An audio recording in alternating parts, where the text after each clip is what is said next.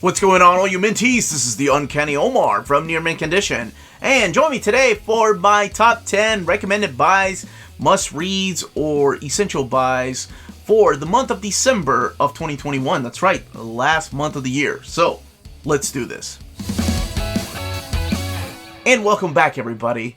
And every month, I like to do my top 10 essential buys or recommended buys or must-reads.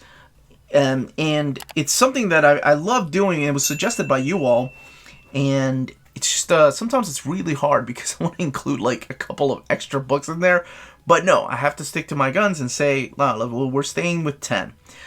Keep in mind that every month a book might slide into another day or another month or another week. So keep that in mind. So some of the books that I suggested from 2 months ago might be sliding into this month. So I do keep my lists different. So let's go ahead and get started. My first suggestion will be the book that comes out on December 8th, and that is by Marvel Comics, Daredevil by Charles Soule. So keep in mind that the DM is coming out on December 8th, and then the last week we'll have the Phil Noto cover. So the Lopez cover is coming out on December 8th. And this collects Daredevil 1 through 28, the 2015 series. It collects Daredevil 595 to 612 when it was renumbered, annual number 1 of the 2016 series, Daredevil Punisher 7th Circle, all 4 issues of that, and then material from All New, All Different Point 1. So 1,216 pages, $125. I read this cover to cover and I had a lot of fun with it. I thought it was a good take on Daredevil. I thought that Charles Soule really wanted to dive back to the old ways of writing Daredevil, the Frank Miller style, the dark territory, while introducing newer characters to Daredevil's mythos. This comes after the Mark Waid run, and it was kind of like Marvel's answer to Mark Waid's run. Not that there's anything wrong with Mark Waid's run. I happen to love it, but that there were people that had issues with it because it was just too lighthearted. He took Daredevil outside of Hell's Kitchen, put him in San Francisco. So this is like going back to the roots. So 100% recommending Daredevil. If you've not read it, it's a great read. Also that week is XMan. How could I not recommend? It's XMan Inferno Prologue. Oh my gosh, yeah, this is my damn XMan. People hate on this stuff because it's the Outback years. Even back then, people hated on it. New readers were so confused when they got X-Men by Chris Claremont and Jim Lee, Volume 1, going, this is not what I was expecting. I think they were expecting something like the animated series. And no, the thing and the beauty about X-Men is that it's one long soap opera. I don't know if anybody's ever put it to you that way, but that's the damn truth. It's a long, continuing story. You don't really appreciate the highs without going through the lows. And this is when the X-Men were just starting over anew, and collecting XFactor 27 through 32, annual number 3, Uncanny X-Men 228 to 238, New Mutants 62 through 70, and annual number 4, Uncanny X-Men annual 12, and material from Marvel H annual 4 and Marvel Fanfare 40. So the era with the Siege Perilous, after Roma gives them a new life, X-Factor is dealing with the aftermath of one of their own betraying them, the change from Angel to Archangel. New Mutants are dealing with their own issues. I've done an overview of this book if you want to check the overview out, but 100% recommended. It is worth the read and worth getting into, and the payoff by Claremont in Inferno. Holy crap. From DC Comics, Saga of Swamp Thing box set. If you've never read this and you don't know anything about Swamp Thing and you want to read Alan Moore's take on this character, just reinventing the character of Swamp Thing, this is it.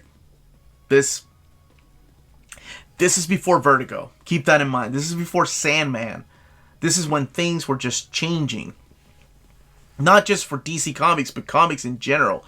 This is a wonderful freaking story that will make you fall in love with these characters, break your heart, and take you through this internal turmoil. Changing everything that you knew about Swamp Thing, and just within the first couple of issues, you're like, holy crap, he's actually going there. And on top of that, the debut of John Constantine, one of the greatest characters ever created in comic book history. It's self-discovery, it's an adventure, and it's one of the greatest love stories in comics. and one of the most darkest, horrific imagery that you're going to see. It's everything. Oh, it's great. And if you've not read it, this is the cheaper route to go about it. $120 for all 6 volumes of the Saga of Swamp Thing by Alan Moore. 100% recommended. Akira Toriyama Manga Theater. I'm so glad they're finally putting this stuff out. Gives me hope for other creators like Rumiko Takahashi's Manga Theater. I would love to see that. But this is a collection of Akira Toriyama's works. So this is the same guy that did Dragon Ball Z, Dr. Slump. And this is a lot of his first few decades. A bunch of short stories, and I cannot wait to get this. All of it written and drawn by him. It's a big book. And it's just classic manga finally coming over here to America for the very first time.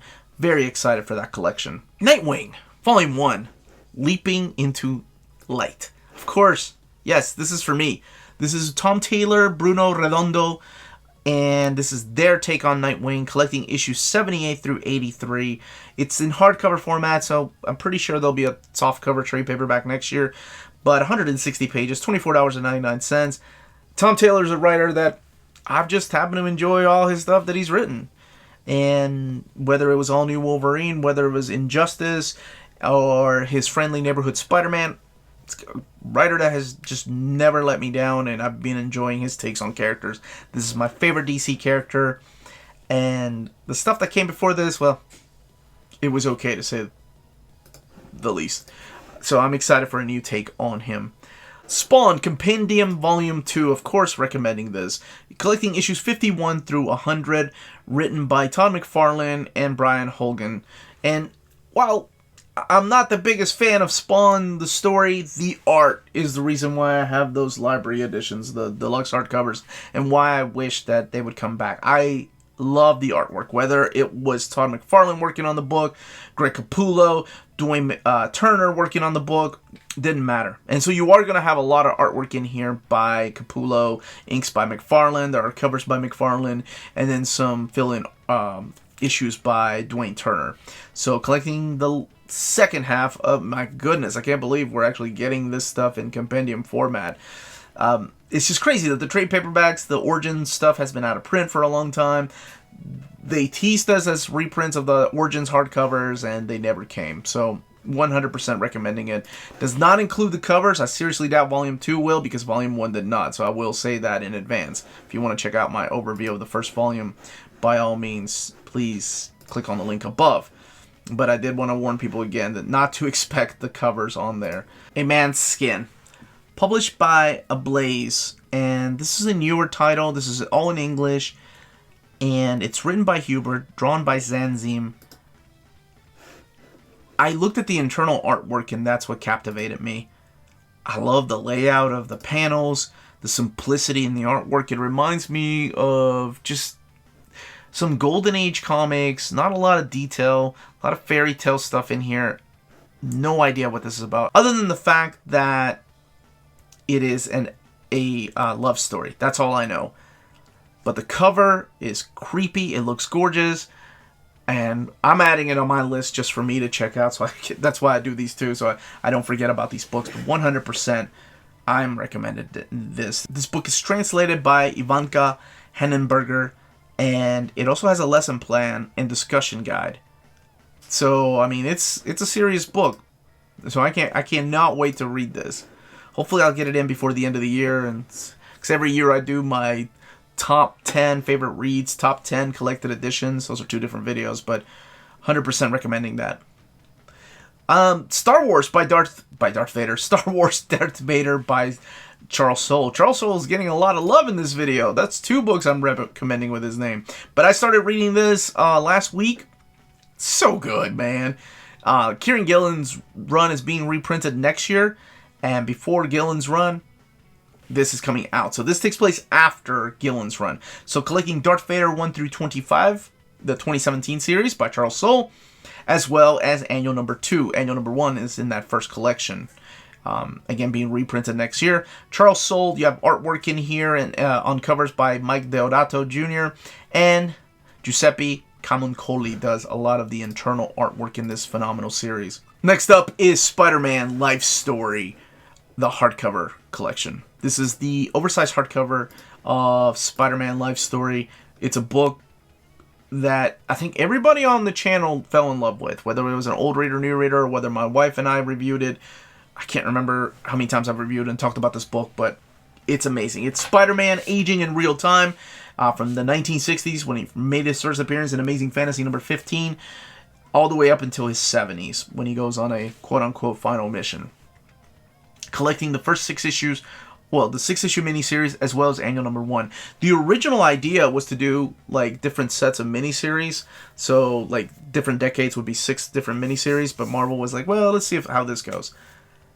I fell in love with the series. I thought it was great. I thought Zdarsky did an amazing job, and you had probably who is the definitive Spider-Man artist on here, and that is Mark Bagley. To a lot of us, Mark Bagley's Spider-Man is the definitive Spider-Man, because if you grew up in the late 80s, early 90s, or mid-90s, he was there. And then Ultimate Spider-Man, so in the early aughts, still drawing Spider-Man to this day.